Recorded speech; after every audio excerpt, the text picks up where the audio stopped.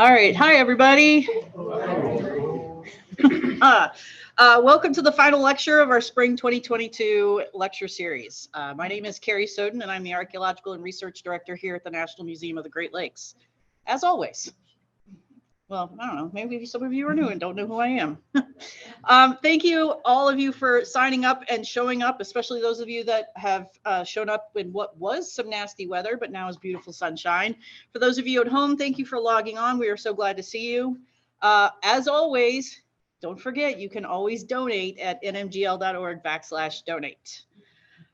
Tonight, as I said, is a third of our lecture series for 2022. A few housekeeping notes, which are the same as always, but if you need it, you should be able to enable closed captionings. If you have any issues with the Zoom portion, please log out and log back on. That tends to take up and fix most of the problems that users are having.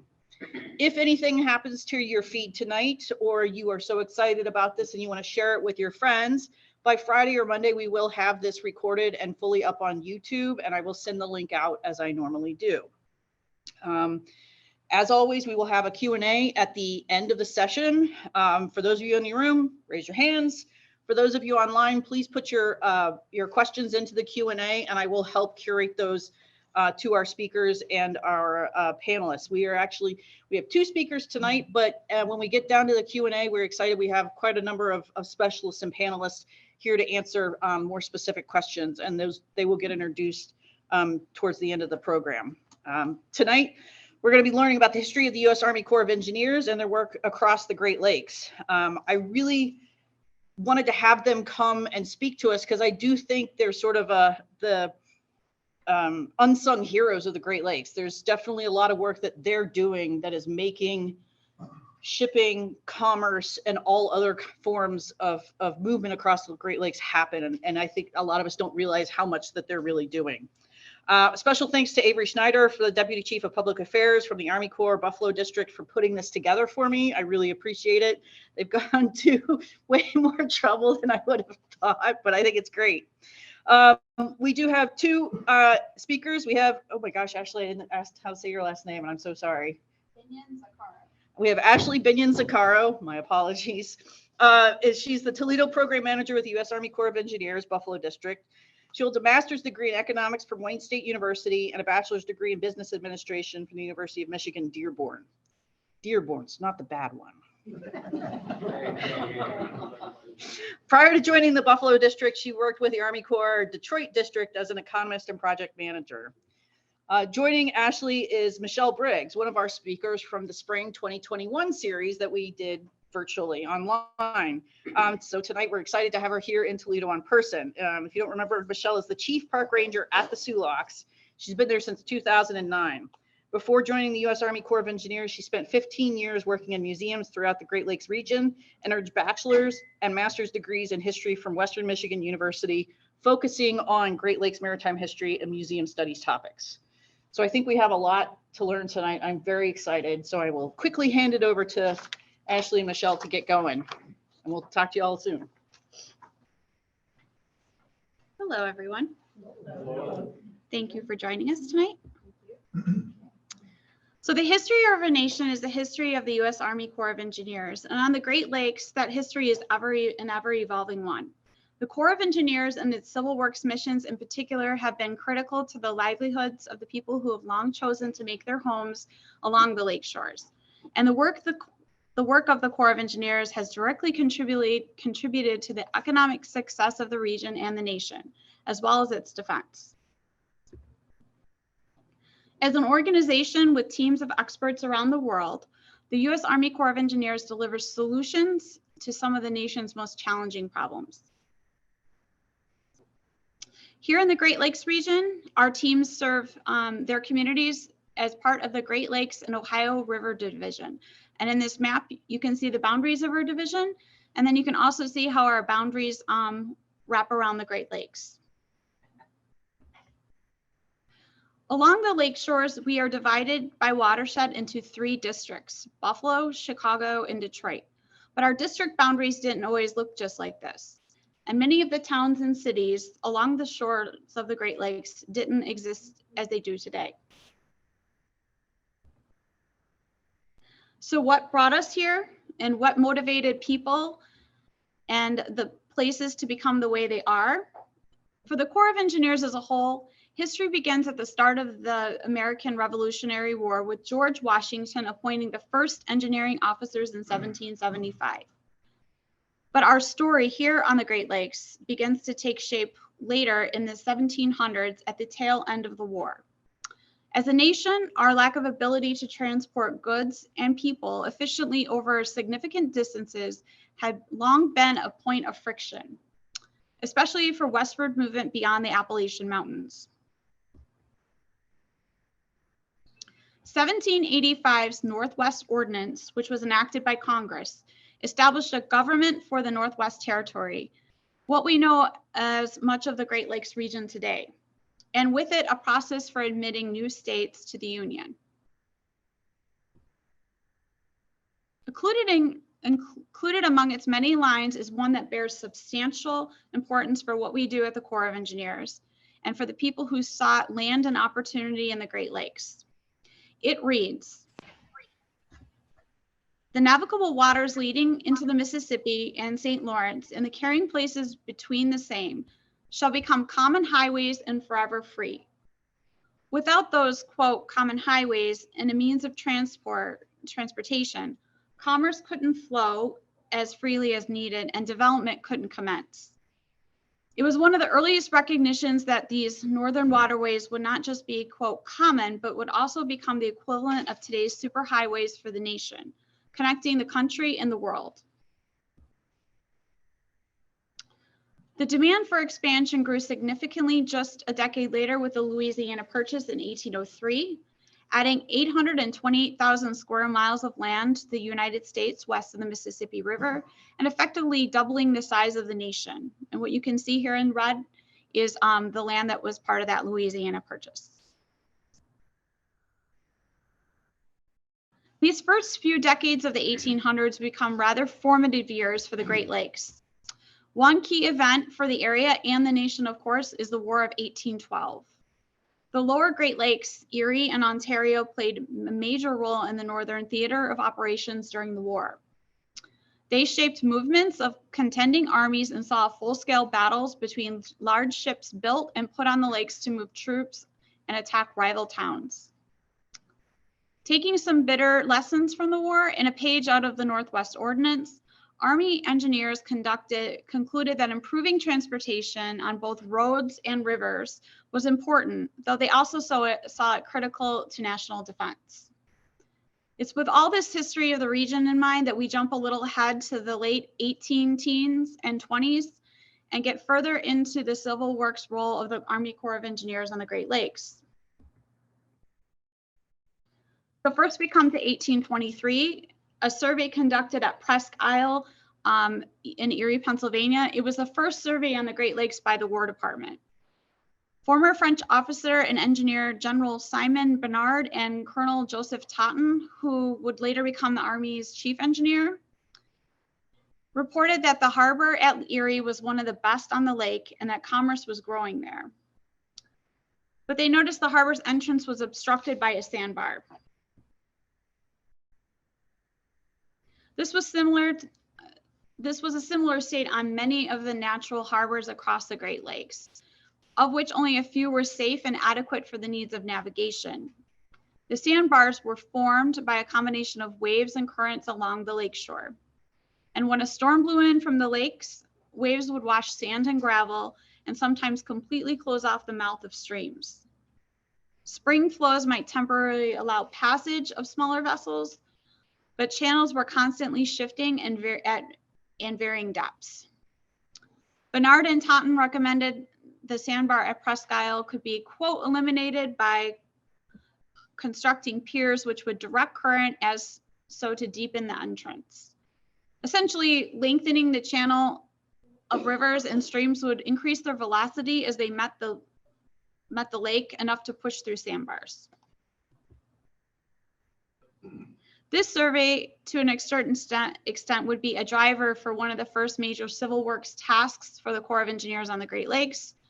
So we mark the following year in 1824 as a crucial one, because that was when Congress ordered the Army Corps to undertake surveys of national transportation routes. It also happens to be the year our Buffalo District was formed.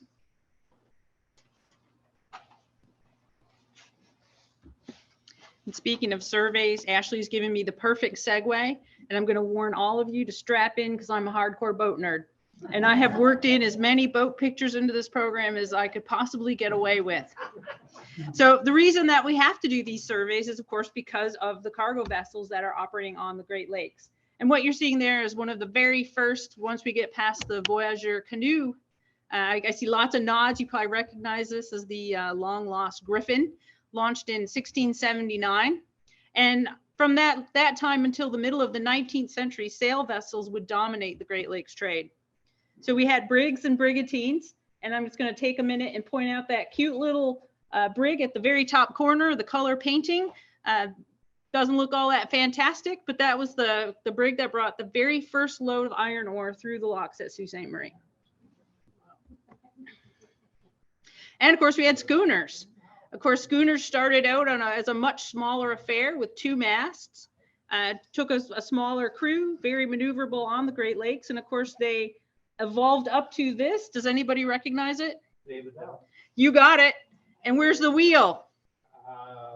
That I don't know. Carrie knows. I was gonna say, where was it built? I don't know that. And Toledo. Toledo. Well, there you go. Toledo. And you have the wheel right here in the museum. So schooners, of course, are going through their own transition as the everything is changing in the 19th century. But there's an even bigger change happening. And that, did I advance? Oh, there it goes. 1818, America launches the first steamship on the upper Great Lakes above Niagara Falls, the Walk in the Water. She would be followed very quickly by more steam-powered vessels, but pretty soon they would abandon those side wheels for a propeller at the stern of a vessel. Oh, by 1840, there were more than 100 propellers operating on the Great Lakes. Now, one of the big advantages of a steam vessel, most of us can understand, is, of course, you're not as subject to wind and weather. You can operate on a much more fixed schedule. You can carry cargo more efficiently and more predictably. So schooners at the second half of the 19th century kind of underwent their last big modification. They were stripped of most of their rigging, and they were downgraded, or maybe their lives extended, depending on how you want to look at half full or half empty, by becoming barges. So they would load those schooners full. They had enough rigging to hopefully save themselves if they ran into some trouble and got cut loose by the steamship, but they were just towed in a parade all around the Great Lakes. Now, adapting to dramatic changes in vessels in the 19th century is what drove much of the early history of the Corps of Engineers on the Great Lakes and the projects that we undertook. And of course, the driver for all of these changes are the cargoes that we're moving on the Great Lakes. And as many of you probably already know and can see from this chart, we're taking raw materials like limestone, copper, iron ore from the northern parts of the Great Lakes, and we're taking them down to the industrial centers like here in Toledo and Cleveland a little further west, and of course down at the bottom end of Lake Michigan.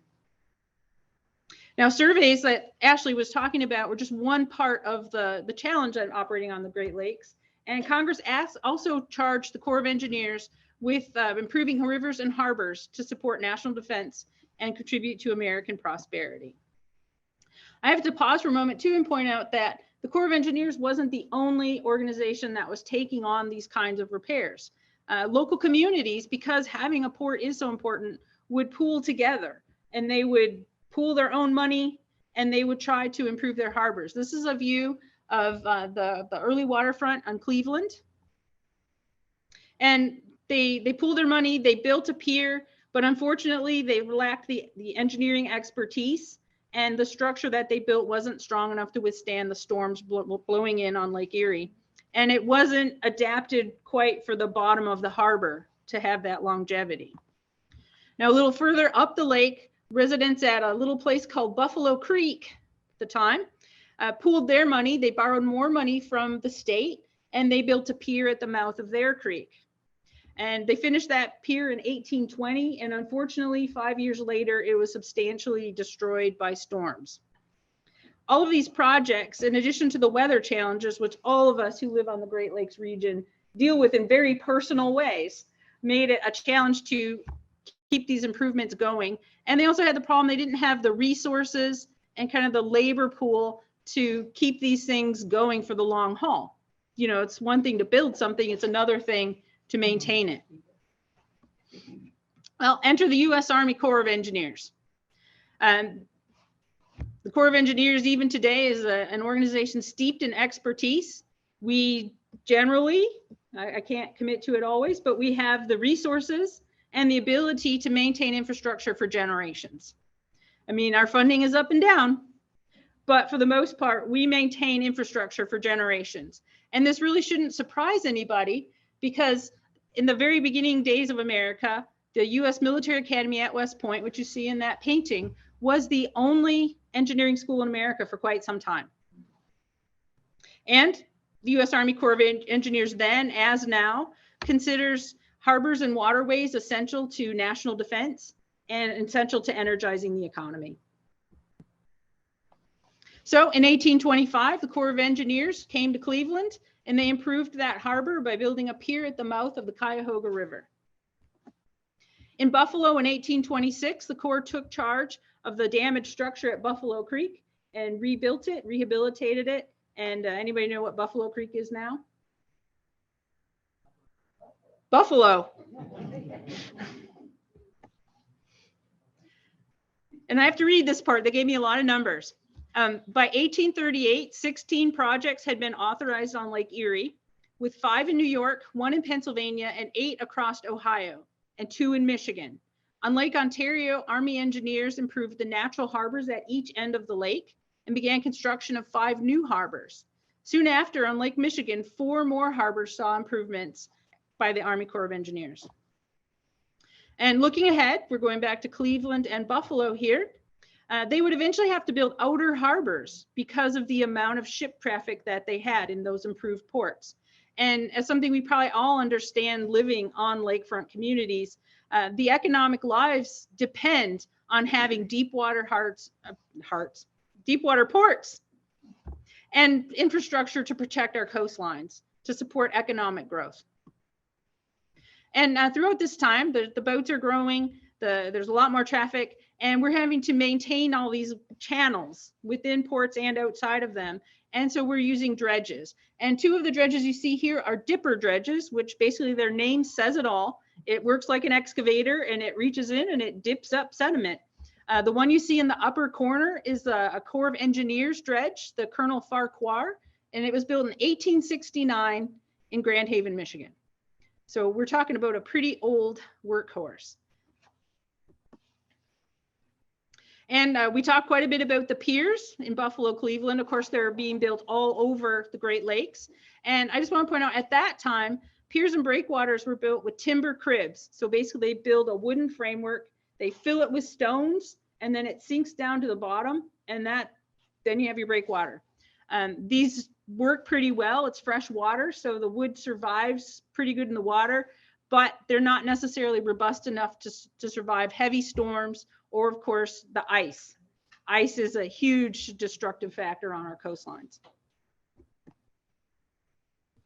Across the lakes, improvements to ports and harbors are taking place. Well, we also have to improve the waterways that connect them. The Detroit district of the Army Corps of Engineers, which I work for, and which Mick works for over here, officially formed in 1841. I wasn't there then. And it took on the work of surveying, overseeing harbor improvements, and maintaining the channels connecting the upper Great Lakes. They would focus especially in the early years on the Detroit and St. Clair rivers connecting Lake Erie and Lake Huron. This is an area on the screen known as the St. Clair Flats. And this was a very shallow, narrow delta, winding paths, and boats would frequently end up aground, which of course then brings all of the traffic in the river to a halt. And there are records of captains recording navigating through this area and reeds rubbing right alongside the sides of their boat. It was that narrow, that shallow, and that congested. Now, back to my home area. They also were looking at the St. Mary's River. And the St. Mary's River connects Lake Huron with Lake Superior. And it's a very narrow, winding route around all those islands. And then, of course, at the rapids, basically your navigation stops because the rapids were not navigable And that was a huge damper to economic development, not only in the Sioux, but actually the entire region. Vessels arriving from either lake would have to stop in Sault Ste. Marie, and they'd have to stop for more than a week to be unloaded and then be reloaded with a new cargo. Every piece of cargo had to be carried up the Portage Avenue, today's Portage Avenue. If you visited us and you went to the locks, you probably parked on Portage Avenue, which is where all those cargoes had to be transported from one end of the rapids to the other. Even vessels themselves had to be hauled up Portage Avenue. So this boat, the Independence, was built in 1845, and it went directly up to the St. Mary's River. They hauled it out of the water. They pulled it 3/4 of a mile up Portage Avenue, and then they launched it above the rapids into Lake Superior. It was the first steamship on Lake Superior. It took 7 weeks to make that 3/4 of a mile trip around the rapids. And if you visit us in our park, you can see the propeller. We have that's a whole different program to tell you about what happened to the Independence. Just trying to make sure you invite me back. The delays at the Sioux were such a serious problem that in 1852, Congress granted the state of Michigan 750,000 acres of land, which they sold to finance the project. And construction began in 1853. A quick aside, this painting that you see is by Robert Thom. It was part of a bicentennial collection. I don't know if it looks familiar to you or not, but one of the amazing discoveries I had about 2 years ago, it's actually based on a photograph, a very early, sadly, very grainy photograph. And everything you see in that painting is in the photograph, except for the 2 engineers and Charles Harvey on his horse. Exactly. When the lock was completed in 1855, as you can imagine, it cut down travel time significantly, and then it formed a continuous connection between the lower lakes with the raw materials on the upper lakes. So now we had a direct connection for the iron ore and copper that they were mining on the western end of Lake Superior. 10 years later, shipments had increased almost 100-fold, and by 1869, 1/3 of the US's copper or iron ore supply was coming from Western Lake Superior, and 2/3 of its copper was coming from Lake Superior. It's probably not hard to imagine, with that much dependence on the raw materials coming out of Lake Superior, how important the locks were. And it was significant enough that in 1873, the Army Corps of Engineers started building a second lock just south of that first state lock. Construction started in 1873, and they finished the lock in 1881. And at the time they finished the lock, the state of Michigan turned the entire facility over to the federal government, and the U.S. Army Corps of Engineers has operated and maintained it ever since. And just as harbors and waterways had to evolve to meet the continuing changes in shipping, the locks had to evolve as well. So in 1896, we replaced the state lock with the Poe lock, the original Poe lock. It's P-O-E lock, named after General Orlando Poe. When I say that too fast, I get funny looks.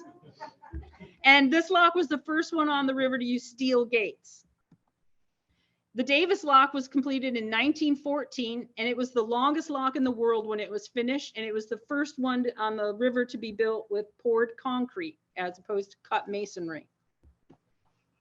And then its twin, the Sabin lock, opened in 1919. So you see a picture, or drawing, I should say rather, of the St. Mary's River around 1920.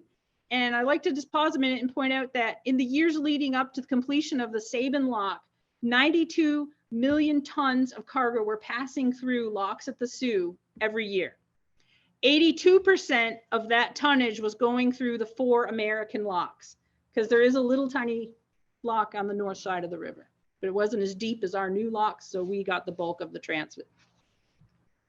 Okay, and as boats are growing and needing deeper drafts, we had to build 4 locks within 40 years. Now, if you think about how long it's taken us between locks, 4 locks in 40 years is pretty astonishing, but that's how quickly the trade is growing and the demand for those raw materials. And so we built all those locks to keep raw materials moving to feed the mills, the power plants, and the people of the Great Lakes region. And in addition to proving the harbors and waterways, we also were involved in making these waterways safe. A lot of people don't realize that engineers from the Army were supervising lighthouse construction from 1827. When the Lighthouse Board formed in 1852, there were 3 Army officers always assigned to that board, and there was an Army engineer assigned to each of the 12 districts. And just for a real quick point out there, if you can read it from there, the 3rd name on that placard from Montauk Lighthouse in New York is the same Totten that Ashley talked about before, but now he's a brigadier general. Lighthouses get all the glory. But one of the most important Army engineers, and at least as far as I'm concerned, because I'm from the Upper Great Lakes and I'm from the Detroit district, is General Orlando M Poe. And you see him there in his Civil War finery. He served in the Detroit district before he served in the Civil War. And after the Civil War, he was assigned to the Lighthouse Board. And he eventually became the chief engineer of the Upper Lakes Lighthouse District in 1870 and was responsible for all of the lighthouses built on the Upper Great Lakes at that time. And in addition to being famous for a certain lock at the Sioux, he is famous for this particular lighthouse style. It's almost like your picture postcard lighthouse with a very tall tower and a little structure, a dwelling structure attached to it. This is one of my favorites that he did, and it's the most expensive lighthouse ever built on the Great Lakes. This is Spectacle Reef Light. It's about 10 miles offshore from Sheboygan, Michigan, and it's a reef that is 7 to 11 feet below the water level. So to build that lighthouse, they basically had to build an island to put it on. So they're building a crib, filling it with rocks, capping it with concrete, and building a lighthouse out there. The light was lit for the first time in 1872. Nope, 74. I made a mistake. Too many numbers for a historian. It was lit for the first time in 1874, and it was automated in 1972. It's still an active aid to navigation because it's still a treacherous waterway in that part of Lake Huron. And its original second order Fresnel lens is where? Here, exactly. I went and admired it and took a picture of it today. And Army engineers continued to serve on the Lighthouse Board until it was replaced with the Lighthouse Service and eventually absorbed into the U.S. Coast Guard. As we mentioned earlier, some of the earliest structures on the Great Lakes were piers, jetties, and breakwaters, and they were originally built with timber cribbing. The U.S. Army Corps of Engineers would eventually come back and continue improving these structures, rebuilding many of them, and on the ones that are more stable, capping them with concrete. And these piers, breakwalls, jetties, as many of you probably know, are incredibly popular with the public. They're great places to go and fish, to watch a sunset if you know that's your thing, or watch a sunset if you're an early, or sunrise if you're an early riser. And just as locks and piers had to continually evolve to meet the needs of shipping, dredging vessels had to grow to keep up, because now we have to keep those waterways deeper and wider. And here you see some early 20th century dredges. The one on the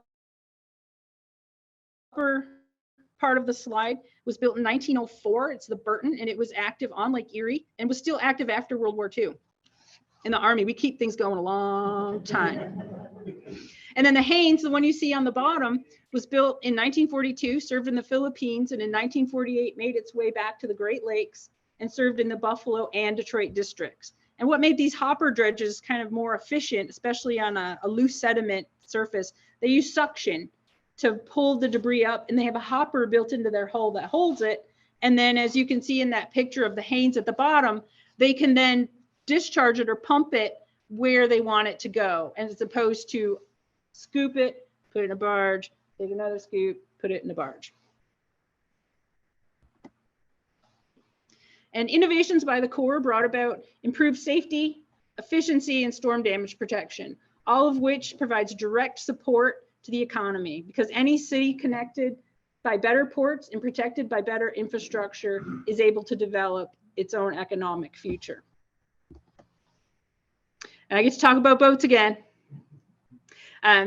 Innovations within the Corps and shipping industry are constant. And we're going to take a look now at some of the vessels that would dominate the late 19th and 20th century. This little cutie up there that you see is the RJ Hackett. It was about 210 feet long, a wooden hulled propeller. And the things that it would become the model for Great Lakes freighters for 100 years. And the things that you probably recognize, any of my fellow boat nerds here, is that forward pilot house, the wide open deck for loading and unloading, and the rear superstructure for crew cabins. And then of course you have your engines in the stern. And what you can't see in the photo is it has hatch covers that are built on 24-foot centers, which aligns with loading facilities. And okay, forgive me, this is a little gratuitous, but I hope I know what the people like. There's the Edmund Fitzgerald around 1970 at the Soo Locks, and I think you will recognize that template from the Hackett with that forward pilot house, the hatch covers designed to line up with loading docks, and the rear superstructure. Now, for whatever reason, they got rid of that after they built the court on the 1,000-footers, and I see a lady reacting quite aggressively to this photo, and you and I probably sympathize a bit. In one of my graduate school textbooks, they called these boats 6 decks of ugly. But it still has the hatch covers at those intervals to align with the loading facilities. I'm sorry? 24 feet. Yep. Although some of them do not have the 24-foot centers. So I actually edited myself. There's a couple that have. Like which one? I think the courts are different. No. No? Okay. I'm gonna defer to the expert. They're still on 24-foot centers. I did it for 45 years. Well, there you go. Just as in the 19th century, the growth in numbers, this is actually a photo from the Sioux Locks. They were waiting for opening day. Just as it was in the 19th century, the growth in the numbers and sizes of Great Lakes vessels continued to be a major driver of the projects the Corps of Engineers would undertake in the 20th century. Traffic on the lakes continued to increase, vessels grew larger, and I'm sorry? I said there's a wheelback. Yep, and actually I couldn't put all the slides in I wanted to because Avery's mean. There's another view. There's 2 photos taken at exact the same time. One was looking this way at their hulls, and then the photographer turned, and it's just as congested looking at their sterns. So they were packed. I think they're rafted, 5 deep there. So as traffic on the lakes continued to increase and they got larger, it meant the waterways and the channels had to also be deepened and widened to keep the traffic moving. So we're back to the St. Mary's River and a little area around Niles Island. Niles Island is kind of in the center of this image. It's a little kind of roundish island. And traffic had to go along the eastern side of the Niles Island and then across the north. It was a very narrow, congested route because you saw those boats. They're going 2 ways in that little narrow channel. So as you can imagine, there were a lot of delays and quite a few collisions. So in 1903, the Army Corps of Engineers dammed this portion of the river. I like saying that. They dammed this portion of the river to deepen it so they could have 2-way traffic around Niles Island. The mile-long channel had to be cut out of bedrock. It's actually like vertical and like there's a 90-degree angle in it, just like a swimming pool. It was channeled right out of the bedrock, and it opened in 1908. But as vessel sizes and drafts continue to grow, the channel would have to be deepened again in 1930 and in 1960. Today, the Corps of Engineers maintains the channel at 28.5 feet, which is the established project depth at datum. And just out of the frame on either end, there are parts of the dikes at each end of this channel so that if we have to deepen it again, there's where we're going to put the dam again. And plans for the locks of the Sioux were likewise impacted by changes in vessels. I'm not going to go through every single lock, but I have 2 great examples. Construction on the 1,350-foot long Davis lock began in 1907, and their plan, because you saw all those vessels waiting, their plan to keep the traffic moving was to lock 3 boats at a time, one behind the other in that 1,300-foot long chamber. Well, guess who ruined that? This vessel launched over 600 feet long. We weren't going to be getting 3 boats in that lock because she was very quickly followed by more vessels over 600 feet long. And a similar situation happened again in the 1960s. In the middle of that picture, you see that original Poe lock, and they were getting ready to excavate it. We were going to build a 1,000 foot long, 100-foot wide lock because that was what the nation needed to keep traffic moving. The construction was underway, or I should say the excavation was underway, and the shipping industry indicated it was building 1,000-foot long boats. That 1,000-foot long lock isn't going to work anymore. So the entire, and Mick is praying they don't do that to him. The entire project was paused. The work site was flooded and engineers had to redesign the lock. They had to add another 200 feet to it and another 10 feet to its width. Its current dimensions then are 1,200 feet long and 110 feet wide. And it was finished in 1968 and accommodates the largest vessels the Great Lakes has ever seen. Another important development in terms of economic growth throughout the Great Lakes region came in the 1950s. There had been canals and locks connecting Lake Erie and Lake Ontario since the 1820s, but there had not been a deep water route out to the Atlantic Ocean. There had been plans and talks and a wish to build such a thing from before 1900, but it's a binational project. It takes a lot of negotiations, it takes a lot of cooperation and a lot of planning, and it wouldn't be until 1954 that everything would finally come together. President Eisenhower would sign the St. Lawrence Seaway Act, authorizing the U.S.'s share of the funds for the project. And that year, in August 1954, they broke ground at Messina, New York, at the site of the Eisenhower Lock. Completion of the Seaway in 1959 opened the ports of the Great Lakes to the markets of the world. This improved series of waterways, locks, and canals finally and fully connected the Atlantic Ocean and made it so that today, ocean-going vessels, which we call salties, are a common sight on the Great Lakes today. And the one that you see here, that's actually a photo taken in Duluth Superior Harbor, actually Duluth Shipping Canal in Duluth, Minnesota, deep in the heart of the upper Midwest, but technically Atlantic seaport.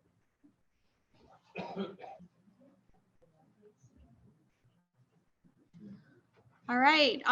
Just as the St. Lawrence Seaway went into operation, our nation was beginning to see a significant shift in focus towards protecting the environment, not just on the Great Lakes and not just by the Corps of Engineers. It was a conversation that was underway across the country with concerns focused on air and water pollution in the wake of several environmental disasters. In the Great Lakes in the 1960s, specifically on Lake Erie, some events even brought notoriety to the state and the state of our nation's environment. I'm just saying that's Cuyahoga River. Oh, I didn't know if you could hear me, or if I'm talking loud enough. The Cuyahoga River, near Cleveland, Spoiler in the audience. choked with chemicals and spontaneously burning since the 1940s, would make national headlines across the country at the end of the 1960s. And I think some people may recognize this photo. This is a pretty famous photo.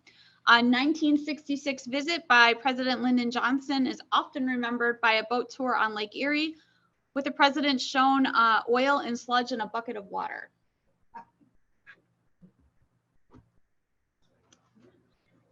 But in those years, the Corps of Engineers was making advances too. Before the 60s, dredging was done in the most economical way, usually by dumping it in open lake areas, kind of like what you were explaining with the hopper dredge. In 1967, the Corps of Engineers investigated these practices in a study called Dredging and Water Quality Problems in the Great Lakes. And in 1970, Congress authorized the Corps to construct dike disposal areas like this one in Cleveland to confine dredge material out of the lakes if the sediment was classified as polluted. We have some of those here in Toledo as well. That same year saw the formation of the U.S. Environmental Protection Agency, and with it, the birth of a long-standing partnership between the Corps of Engineers and the EPA.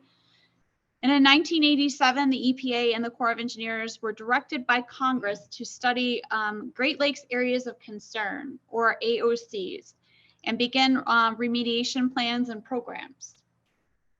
The results was a list of sites across the Great Lakes where remediation projects of all kinds are taking place today, including here in the Toledo area. And here in Toledo, we are in the area, the Maumee Area of Concern, or AOC. Since that time, our dredging program has contributed significantly to quality sediment removed from the Great Lakes waters, with 80% fewer contaminants than were present in the 1980s.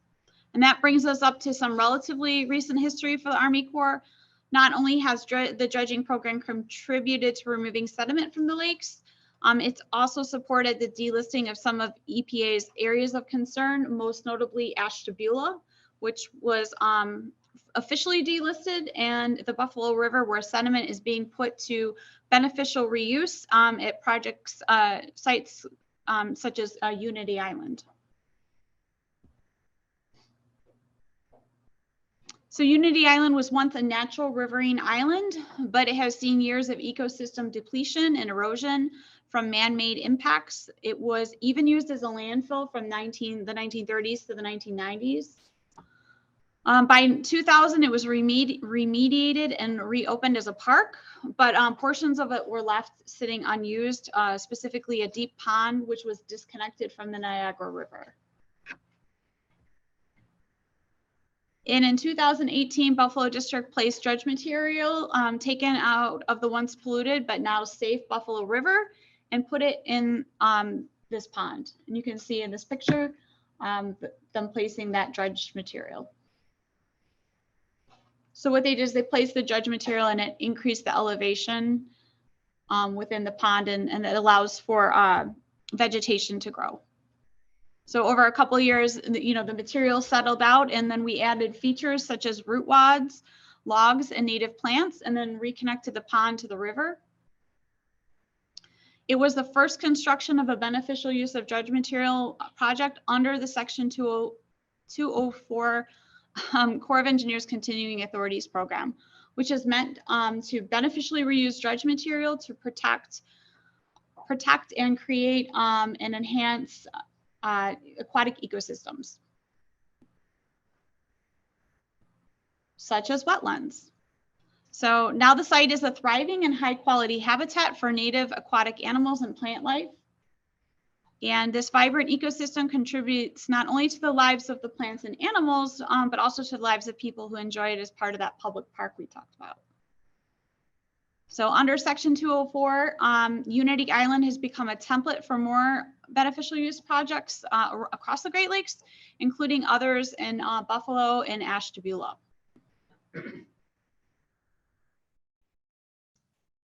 You'll remember from the start of our presentation that 200 years ago, we set out to survey the lakes with some of the nation's earliest developments in mind. And then a more current fashion, we're looking across the lakes again. In more current fashion, we're looking across the lakes again, but this time we're setting our sights on ensuring the future of their coastlines in the cities and towns that depend on them. Across 8 states, our Great Lakes districts are working in collaboration with the National Oceanographic and Atmospheric Administration, often referred to as NOAA, the U.S. Geological Survey, Federal Emergency Management Authority, and the U.S. Environmental Protection Agency. We're all working on this Great Lakes coastal resilience study. Lots of different people helping with that study. Taking into account uncertainties associated with weather like lake levels, wind velocities, and wave conditions, the project's goal is to create a plan that identifies vulnerable coastal areas and recommends actions to bolster their abilities to withstand, recover from, and adapt to future uncertainty in natural and inbuilt environments. In a way, the Corps of Engineers is conducting this regional study now is much like the way the Corps of Engineers 200 years ago stepped in to help developing towns and cities build their coastal infrastructure. So in both cases, tackling the impact of natural elements on the Great Lakes can be more challenging than a single entity has, a single locality has the capacity and resources and expertise to deal with. And with more shoreline on the Great Lakes than any other US coast, twice as much as the Atlantic, which is the second longest coast, identifying these coastal vulnerabilities now can save significant amounts of money, property, and lives in the future.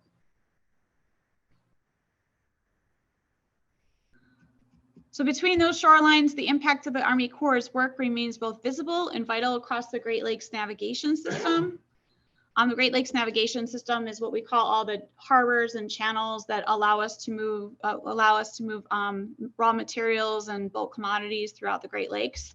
So today the system exists with an intricate pattern of interdependencies, meaning long-term viability of any one harbor is determined by the viability of others. Take, for example, the shipping and receiving routes at Duluth Superior Harbor.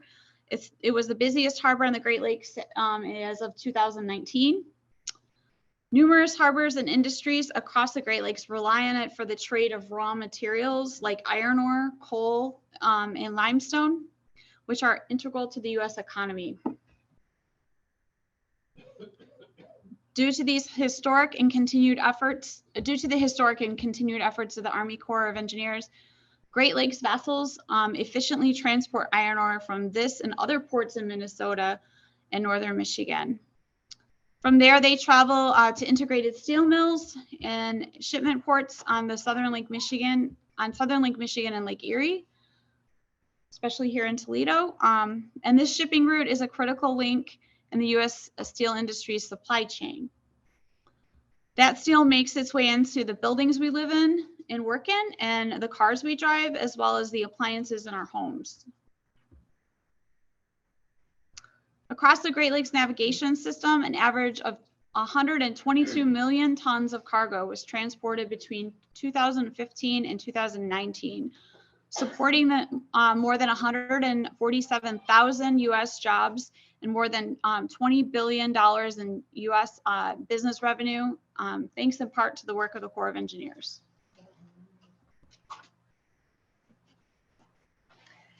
Now, of that tonnage that Ashley talked about, 80 million tons of it on average every year is passing through the Soo Locks. Now, at the Soo Locks, we have 4 chambers, but we currently are only using 2 locks. The one that you see at the left is the MacArthur lock, 800 feet long, 80 feet wide. And then the one right to the right of it is the Poe lock, the 1,200 foot long lock, 110 feet wide, and the only one that can accommodate the biggest vessels on the Great Lakes. Currently, 95% of our domestic iron ore supply is passing through vessels through the Soo Locks. And unfortunately, this is the last boat picture I was able to slip in there. And I'm just going to brag, that's a photo I took. Nearly all of the domestically produced high-strength steel used to manufacture products like automobiles and appliances is coming from steel from iron ore that transits the Poe lock. 89%, I should say, I boggled that. I tried to read. My apologies. Should have just talked from my head. Of the tonnage, that 80 million tons that goes through the Soo Locks, 89% of it is restricted to the Poe lock because it's on vessels like this one that are too big to fit in that MacArthur lock. Now, I mentioned that the Poe lock was completed in 1968. So this is a 53-year-old lock that is forming a single point of failure in our domestic iron ore supply. Now, I am a month and a half older than the Poe lock. And when something goes wrong with me physically, it seems that it takes longer to repair. And when we go to repair it, we often find something else wrong. Well, sometimes if you've ever seen a virtual visitor center program about winter work at the Soo Locks, we find that with that lock.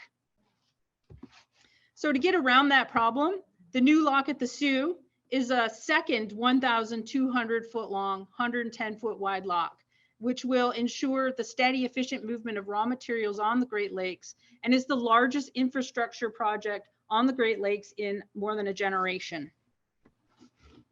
The lock project is broken down into 3 phases of construction. The first one, phase 1, is deepening the upstream channel to 30 feet. That got started in 2020. Phase 2 is rehabilitating the upstream approach walls. And the final phase will be constructing the new lock chamber. The entire project is scheduled to be finished by 2030.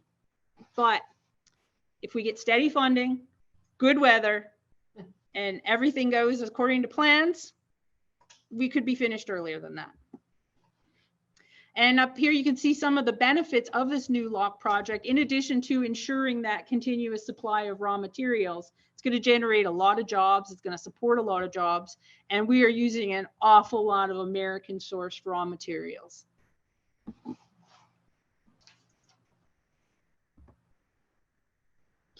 As you can tell, the Army Corps of Engineers continues to work to fulfill a variety of missions and deliver vital engineering services across the region. But now we're doing it with some of the most modern technology, from current dredging techniques and building methods to using unmanned aircraft systems and 3-dimensional digital scanning of everything from ports to projects. When it comes to maintaining the lake's navigation system, our roles continue to include removing sediment from connecting channels and harbors, operating and maintaining locks, and repairing navigation structures to ensure safe and reliable service for every vessel on the water. It's all part of the many ways the history of the nation is the history of the U.S. Army Corps of Engineers, and one that continues to evolve. So we'd love to take your questions about the history of the Army Corps of Engineers on the Great Lakes. And since the Corps of Engineers is made up of people with a lot of different expertise, we have assembled a panel of them to help us answer some questions. So we have virtually Dave Schulenberg. He is the planning chief for the Buffalo District. We have Mick Aubrey, chief of the new lock at the Sioux project for Detroit District, who is here physically. We also have Eric Colbert from the Buffalo District, our Buffalo District librarian, and Steve Salikas, our regional economist for the Great Lakes. We also have Avery Schneider here from our from our Buffalo Public Affairs team. So if you're here in the museum and you have a question, please raise your hand. And then if you're joining us online, please type your questions in the chat and we'll do our best to answer them. You know, I told you we were steeped in expertise.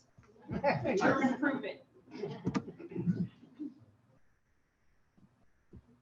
And we also have Carrie Fox.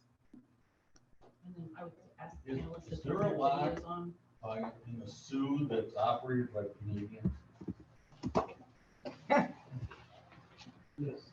There is, and it is the cutest lock you ever saw. Their lock opened in 1895 ahead of the Poe lock. It was the biggest lock on the river at the time, but in the 1980s, its wall started to collapse. And so it was shut down. And then a bit after that, they rebuilt a little teeny tiny cutie pie lock within that original chamber. It's only got a draft of about 9 feet. And I think it's about maybe 300 feet long. So it cannot take anything much bigger than a Soo Locks tour boat. But it is adorable. And unlike our site, you can walk across it. And there's a really nice little park there. It's really a cool site.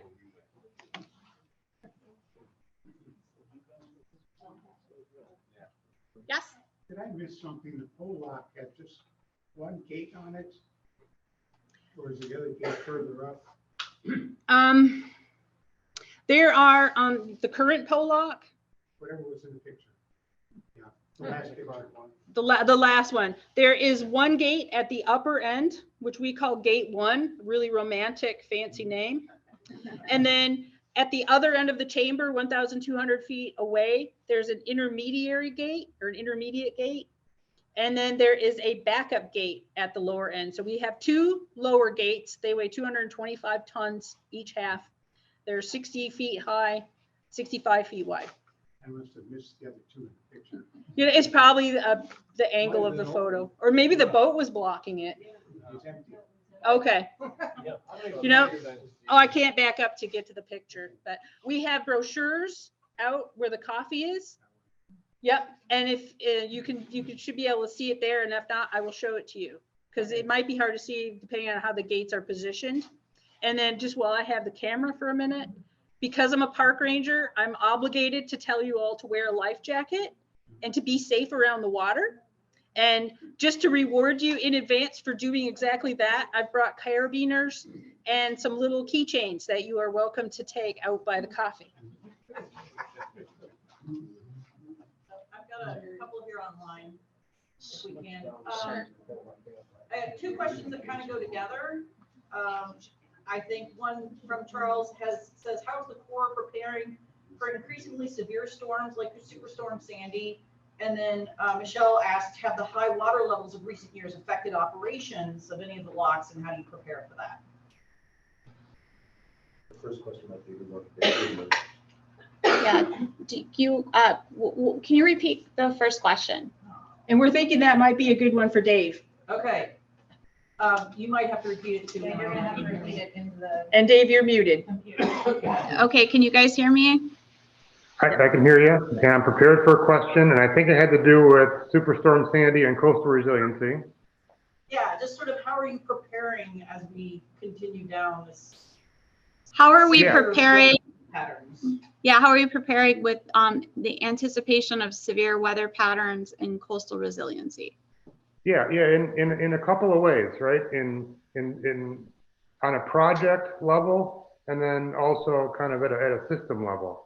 So at a project level, we think about that at least qualitatively, right? And I say qualitatively because I'll admit that the science relative to coastal forces and coastal resiliency and things related to that, there's frankly a lot we still need to learn in that realm of science as compared to what we know on the ocean coasts relative to sea level rise. So there's a lot of science that we have yet to learn. We know some of those things.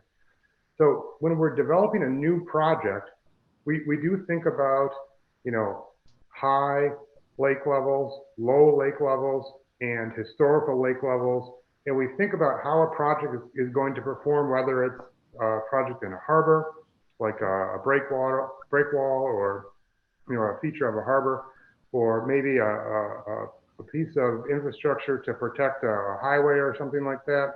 We think about how it's going to perform in normal situations, and also high and low with respect to lake level. So that gets a little bit after that point of how we're preparing for events like Superstorm Sandy. Obviously, we do have that history, and we can look at damage patterns and lake levels, that we've experienced over time. But in many cases, that history it's a good indicator, but it is not necessarily an accurate predictor of the future, because those forces are changing. The frequency of storms is more often, the intensity is greater, and lake levels are fluctuating in more dramatic fashion than they have in the past. So that qualitative approach helps us to develop projects that are going to withstand those forces. But I'll admit we do have some things to learn so that we can do that even better in the future. But that method has been working, that qualitative approach to coastal resiliency. So that's kind of on a project basis how we're learning from damage in the past and preparing for storms like Superstorm Sandy. And the other at that system level is that Great Lakes Coastal Resiliency Study that Ashley mentioned a few minutes ago.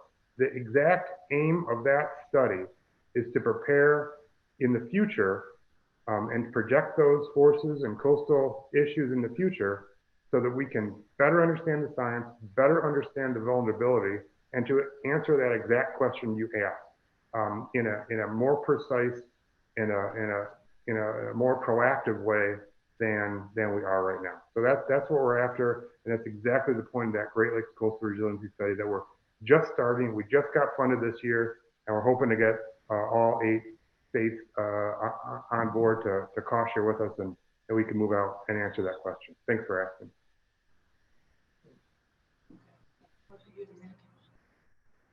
you want me to answer the second part about the high water levels? Could you repeat the question though? Buying myself some time.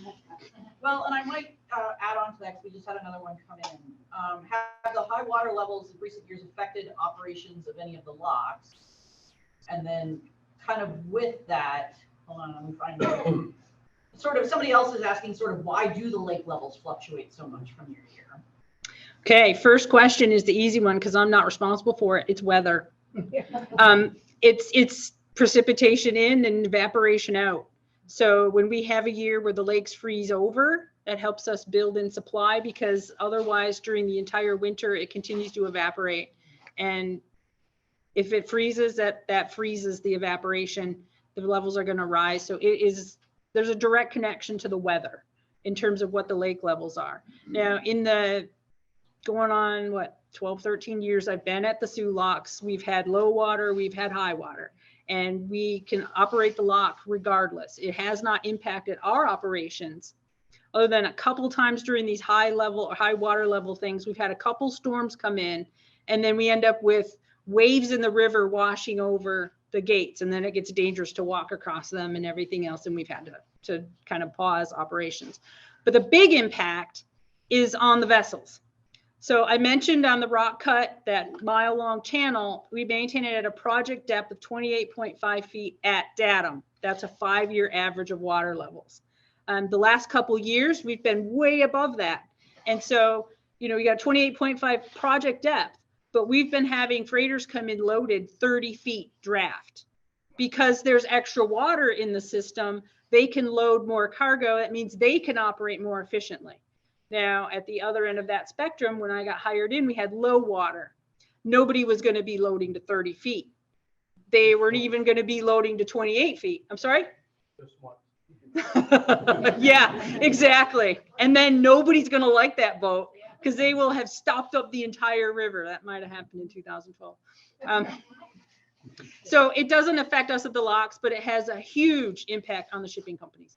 Is that 28.5 feet universal through all the Great Lakes? No, there are different project depths in different areas. I mentioned in the new lock project, they're deepening that approach to 30 feet. So through the St. Mary's River, there are different project depths. 28 feet is the shallowest. 28.5 is the shallowest. River out here is 28 feet? Not necessarily, because I know, because I'm not in the lower lakes, so I haven't put that in my memory banks, because then I wouldn't know where my car keys are. But like I know the Saginaw Bay actually has like graduated project depths, and it gets shallower as you go in. So it depends on the traffic, it depends on the docks, it depends on, and what we can maintain. And like, it could be like in the upper parts of the Saginaw River, you wouldn't need 28.5 feet because you're not having vessels with that draft go in there. So why would you expend the resources to dredge to that depth when there's not the need for it, because maybe there's a bridge that boats that with that draft can't get past. So it very much depends on specific parts of the navigation system. And I'll add that those specific parts of the navigation system are set by law or by their authorization. So you may have like an area where it's authorized to 28.5 feet, and another area where it's authorized to maybe 14.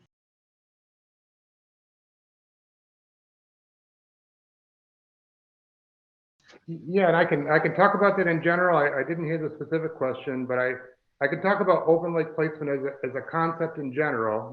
It's really the same in any of the Great Lakes. That like Ashley talked about, the idea of placing the material that we dredge in the open lake and doing that in the 60s and the 70s and the 80s, that in many cases that was a bad idea from an environmental point of view, because that material had PCBs in it and PAHs and lead and mercury and chemical contaminants and heavy metals and all sorts of things that you really would not want to put in the lake. But also, like Ashley talked about, the Clean Water Act, over time, resulted in the material that we are dredging in many places being significantly cleaner. Even to the point now that like Ashley said, in Buffalo, in Ashtabula, in Toledo, in Cleveland, in many other places, that material is clean enough to build wetlands out of and use for other beneficial purposes.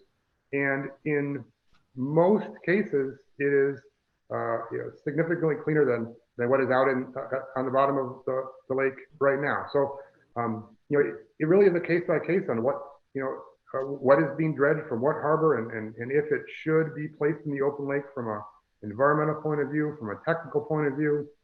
We do detailed testing.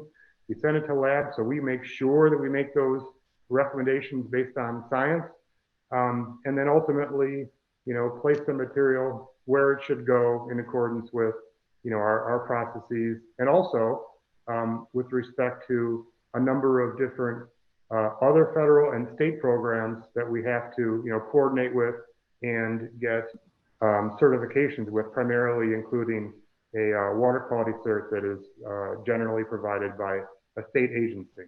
So, as a concept, it's kind of come through the whole cycle of being a bad idea, maybe a generation or two ago, to often being, the least costly and environmentally acceptable alternative in some cases. But really, in most cases, what we really want to do is to not treat that material that we're dredging like a waste, like we were in the past. It's a resource that we really want to be beneficially using as much as we possibly can for projects like wetlands or many other ideas, upland uses that are being used, in Lake Erie and other places. Thanks for the question. Yes. With the water levels up and the western states in drought, is there any danger that the western states would lobby the federal government to siphon water to the west? I would say water supply is not, that's not an Army Corps mission. Okay. That falls, I believe, into the Interjoint Commission, which is I guess it's something that the Canada and the US and all the states around the Great Lakes would have to. Yeah, Great Lakes waters are governed by a treaty. It was a treaty in 1910, originally between the US and Great Britain. And then, of course, now it's between the US and Canada.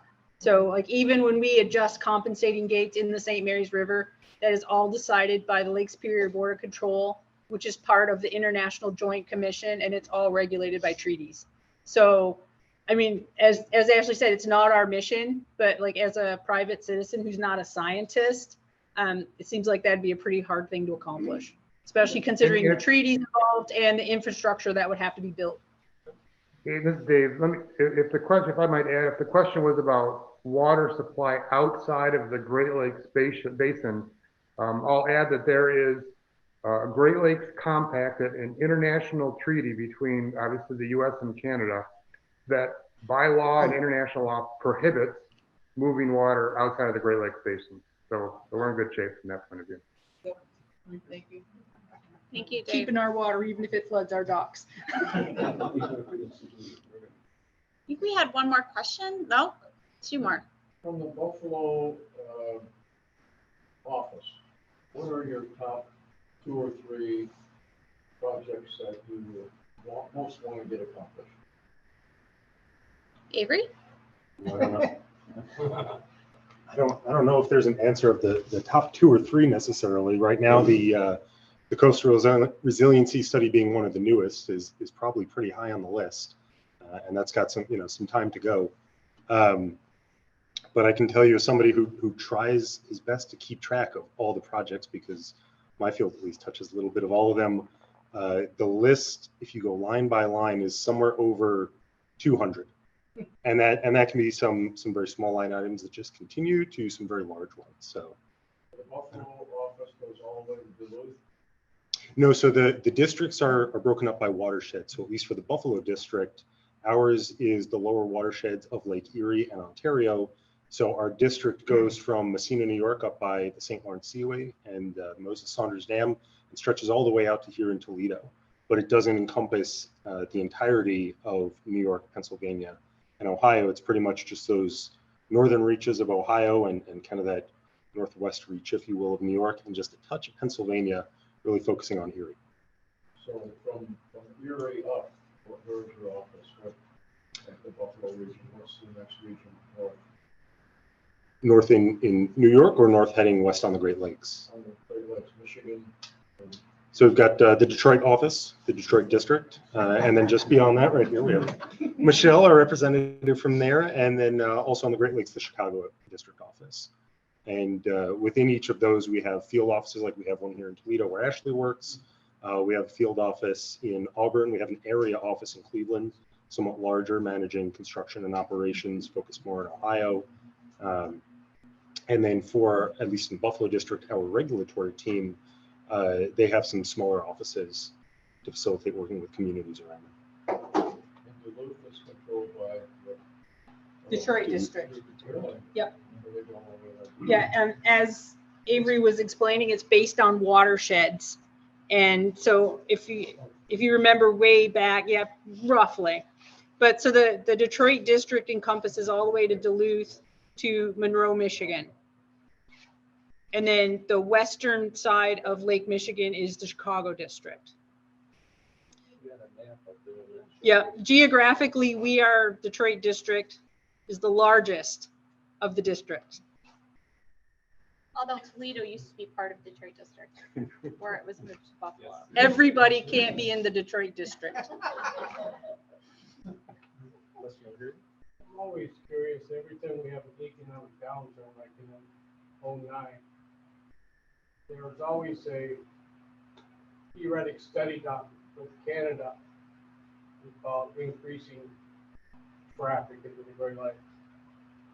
And with the latest part shortage, it seems to be something missed that we can't update our Eisenhower lock joint venture with Canada. You get those container products in through the St. Lawrence Seaway at least 9 months a year. It's still got to be cheaper than putting it on a train, less carbon footprint. But it seems like the political powers don't want to Well, go you in know, that direction. Mick could probably answer this in far more detail than I can, but it's really expensive to build a lock. And you Well- can't expand an existing lock. When you look at the lock, you're only seeing the surface. What makes it a lock is actually underground. And to build a new one, you pretty much have to remove the old one. So you would be looking at shutting down the St. Lawrence Seaway for 7 to 10 years. Build adjacent to it like we did before. That could be an option, but again, you're looking at, it's phenomenally expensive. Right. And it would take- Container prices have doubled in the last 12 months. Still seems eventually it would pay for itself and create jobs in the Great Lakes. You know, we would also, though, you would have to be updating, 15 or 16 locks? Because the limiting factor from the Welland Canal all the way out to the Atlantic Ocean is the lock size. They can't take any vessels over 740 feet long. So it's not even a matter of just updating the Eisenhower lock. You have to do every single last one of them. And if you figure $1 billion, give or take, for a lock, and now we're going to be doing 16 locks, and Canada has to do, 14 of them, and we have to do 2 of them. That's a huge investment. And it took them, 50 years to iron out the first one. Each economic downturn is a question mark. And as time goes by, look at the cost of the rich for the second pole line. It's costing, what, 5 times as much as the second one 30 years later? I think Steve might be able to shed some light on that.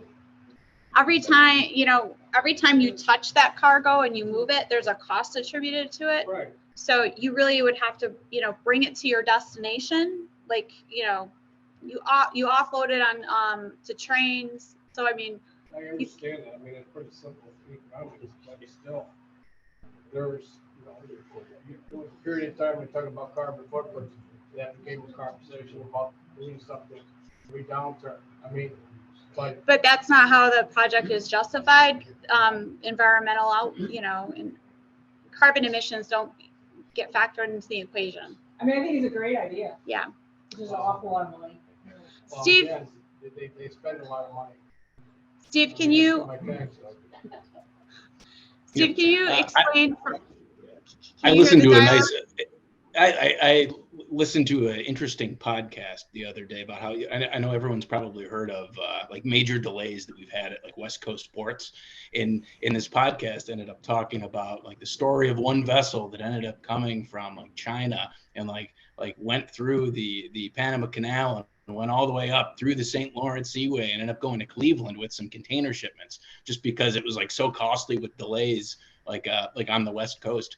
But yeah, like the limiting, there's tons of locks that are there. There's a bunch of them. And what the limiting factors are 740 feet long, like 78 feet wide and 26.5 feet deep. That when you look at the types of vessels that are moving, these like container ships, they're massive. These Panamax, post-Panamax vessels, like with the cost efficiencies, they're huge. So these locks would need to be like a lot bigger and like who's your name? Their historian ended up saying that it would take a massive amount of time like to build them where traffic would be disrupted and yeah, like the impact to that would be enormous. Did I address the question? It's, Well, you certainly wouldn't build one that's 1,500 feet long like the massive container ships are, but I'm sure you could do something from the 800 to 900 feet, maybe 90 feet wide. We've seen some container ships come through the Soo Locks, and they were seaway size. Right. Maybe put more of the stuff on a seaway size boat. I think it's certainly, it's a great question, but I think there's so many complexities in it that it's not something we can easily address and give a complete answer to just as the Army Corps of Engineers, because our role would potentially be to build a project if it works out to us. Probably helping in everything from design to assessment, but there's so many more factors into it, from funding to professional input to administrations. Obviously, in this case, it would be an international venture. You need somebody way higher in the pay grades than me. Okay, I've got a couple online that I kind of want to get to. Sure. Somebody was asking, and this is probably a question for your librarian, but I know also we can do it later. Sorry, do you just want to come up so they can hear? Yeah, I guess so, probably. Adding to the panel list. Hey, everybody. No, I've got a couple of questions that are coming from online that I kind of wanted to get addressed. And I think this one is probably for the librarian. Somebody was asking about, there's all of these historic reports that the Army Corps and surveys and stuff that the Army Corps of Engineers has done. And we're assuming those are public documents, whether they're 10 years old or 150 years old. Is there somewhere we can go to see those? They were specifically referencing, I think, the accident with the Tashmoo in their question, but where can we go to find that kind of information? That is 100% Eric Colfer. All right, Eric, it's all you. Hi. I sent him a quick link to my email address. It's tough to answer those ones in detail from here. The simple place to go for a lot of civil works information historically are called the annual reports of the Chief of Engineers, and you can find those publicly. But in general, I can answer any of these questions in detail the best I can. Some of these might have to be referred to, if we don't have the files on hand, it might have to go to National Archives. But, I can certainly do my best to deal with anything that, that we have in our files. I'm not familiar off the top of my head with that incident because it sounds like something from the Detroit district. But like I said, my email address is buffalo-library@usace.army.mil. So. Right, and if you guys need that, or I can also put it in our wrap-up email that I send out with our now two-part video recording. A spoiler alert to that is we'll also be including some of the references that we used to build this presentation in that wrap-up email. We can certainly include contact for our librarians across the districts.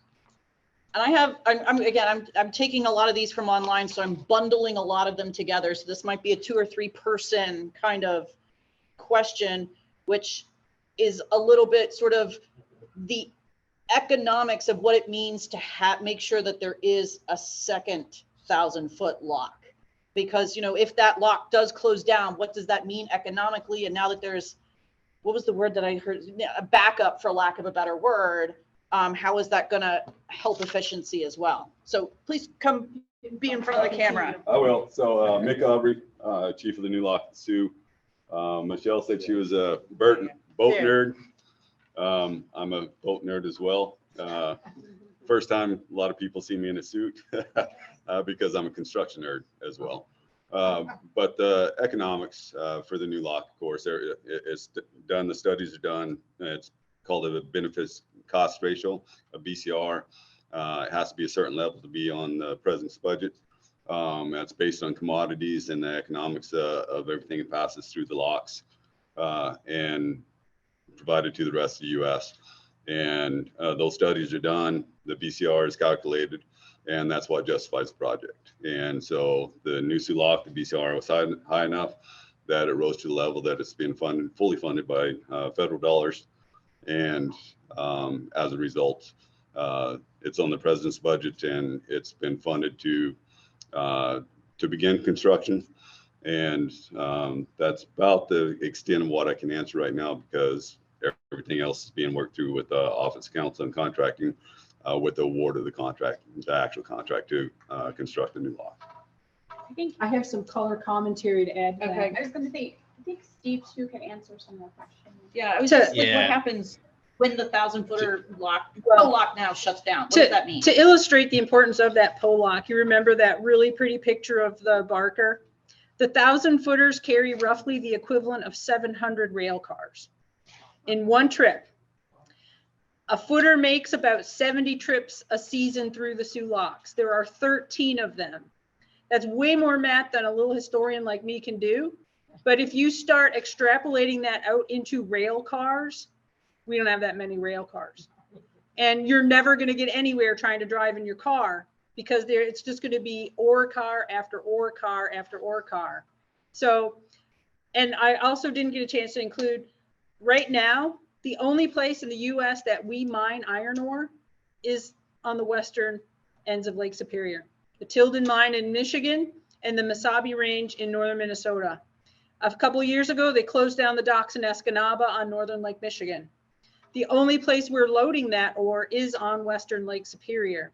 They have the occasional rail car that takes ore to Chicago, but otherwise, our entire domestic iron ore supply is dependent on that 53-year-old lock.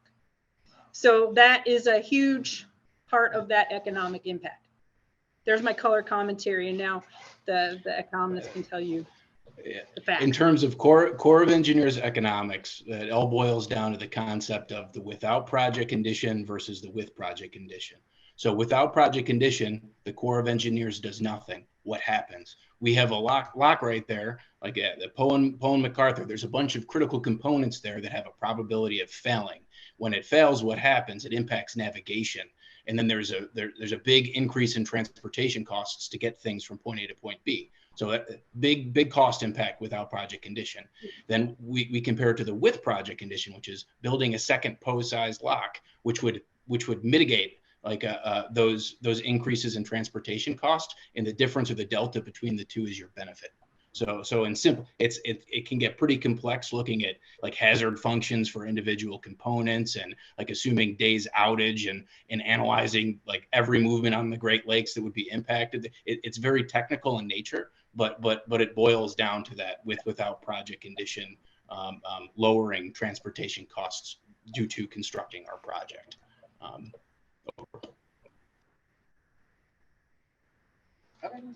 Any more from online? Why don't we just go with one more, and the last one, hopefully, Ashley, you can help with, was another sort of dredge material question, but a very Toledo specific, and I kind of lost the question, so I'm pulling this out at the top of my head. There's an island, I guess, out off of, and is that dredge material, and B, what is it being used for? How is it being developed? And then there was another question related to Toledo dredge material, relating to dredge that's being created by the port itself. Is that, that may be, I may be remembering. No, I think I know. What you Okay, mean. so I'll let you. Yeah. So there are several CDFs located off the Can you mouth. redefine a CDF? I'm sorry, confined disposal facility. So that is where we put dredge material that is classified as polluted and that cannot be placed in the open lake. It goes to this diked facility where we place it and it stays, you know, forever. So there's there's two large, we call them a confined disposal facility, or CDF. There's one right off Cullen Park. That was what we refer to as Island 18 or Grassy Island. We call it Grassy Island. That one it hasn't been used since I think 2006. So that, you know, that one is still an active CDF, but like I said, it hasn't been used in a very long time. And then we have what we call as Facility 3, which is this very large one to, I guess it would be the east of the mouth of the river.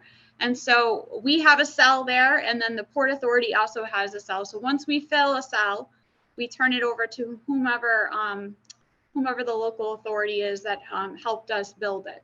I have several cells along the river also. Yes, I can answer that in just a second. So Facility 3, the Corps has an active CDF there. We haven't placed material there in a long time. The Port Authority has invested and put in some infrastructure and has been, you know, we've been placing our dredge material in there. And the recent dredging we've been placing there. So your question about the other CDFs that are located along the river, we were talking about the most, you know, economical way that we used to place dredge material. From what I understand and I'm not an expert here in Toledo, but the dredges would go right up and down the river and they would side cast. And so we have a lot of CDFs that are located land, as well as CDFs that are located along the river. Penn, you'll hear people refer to Penn 7, which the Maumee Area of Concern recently created a park and a wetland restoration project there.